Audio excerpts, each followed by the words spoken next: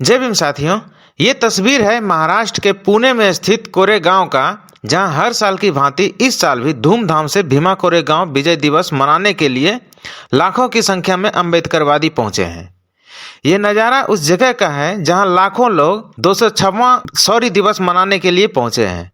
शुरुआत में एक खबर आई थी कि इस बार महाराष्ट्र सरकार ने कोरेगांव शौर्य दिवस मनाने की परमिशन नहीं दी है, लेकिन बाद में सब कुछ साफ हो गया और महाराष्ट्र सरकार के उप मुख्यमंत्री अजित पवार ने खुद इस उत्सव में भाग लिए हैं। आपको बता दें कि 1 जनवरी 1818 को 500 महार सैनिकों ने 28,000 पेशवाओं के सैनिकों को बुरी तरह परास्त किया। इसी के उपलक्ष्य में हर साल 1 जनवरी को भीमा कोरेगांव विजय दिवस या शौर्य दिवस के रूप में मनाते हैं और उन सभी 500 शूरवीरों को याद करते हैं। भीमा कोरेगांव के युद्ध के विषय में अधिक जानने के लिए इस वीडियो को आप देख सकते हैं। इस उत्सव के दौरान एक कविता जो तेजी से वायरल हुआ है, जो भीमा कोरेगांव के युद्ध की शौर्य गाथा और उस युद्ध के महत्व को बयां करती है। तो कविता कुछ इस प्रकार है। जब तारों की जोत सारे गांव को अपने सुकून की चादर ओढ़ा देती, तब अपवित्रता की सींख में बिंधे लोग अपने लंबे खंडहर को देखते, जिससे चोट खा खाकर उनकी पीठ और कमर में गड्ढे पड़ गए थे।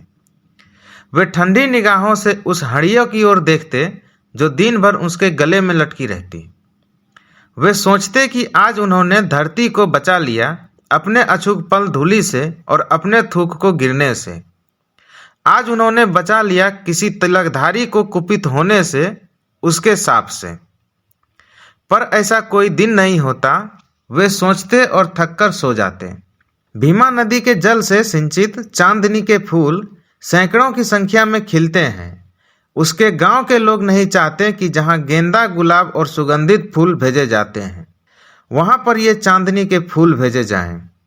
वे इनकार करना चाहते हैं इस्तेमाल होने से, पैरों में बिछने से, गले का हार बनने से और बिस्तर पर बिछाए जाने से। उत्सवों में खाना बनाने परोसने में अर्धनग्न अपनी बहु बेटियों की वहां रहने की बाध्यता से। वे परेशान रहते हैं कि आत्मसम्मान को कैसे बचाएं, क्या करें अपने साहस का जो भीतर ही भीतर उबलता है और उकसाता रहता है। कोई राहगीर आता तो पूछते कि अपने अपमान का क्या करें, क्या जवाब दें। उस भोली मुस्कान के सवाल का कि आखिर हम पैदा ही क्यों हो रहे हैं। उसमें से कोई बता जाता कि इस जाति में अनेक कोटियां हैं, जिसका रोम रोम अभाव, अपमान, उपेक्षा और झाड़ू की तिलियों से बिंधा हुआ है। चांदनी के फूल और महारों को जितना तोड़ा जाता वे खिलते जाते। अब उन्हें अपनी कमजोरियां मुंह चिढ़ाने लगी थी और उसकी अस्मिता के ठीक सामने खड़ा था ब्राह्मणवाद। खंडित अस्मिताएं सीधे सीधे चुनौती दे रही है। इस देश में और शूद्रों ने भी राज किया है। आत्मसम्मान से लबरेज लोगों ने लिखा अपना घोषणा पत्र। 1 जनवरी 1818 का दिन, जब लोगों ने वर्ण जाति पितृसत्तात्मक ब्राह्मणवाद को नकार दिया था। जब मुक्ति की तीव्र आकांक्षा ने दस्तक दी, तब 1 जनवरी आई। जब 1 जनवरी आई, तभी 1857 की क्रांति की राह बनी। अपने समय के सबसे बड़े सवाल का जवाब दिया भीमा कोरेगांव के निवासियों ने। भीमा कोरेगांव देशद्रोह नहीं, कोई घाव नहीं, भिक्षु का कर्म नहीं। यह मनुष्यता के सम्मान का स्वरूप है। भीमा कोरेगांव नए भारत का प्रारूप है।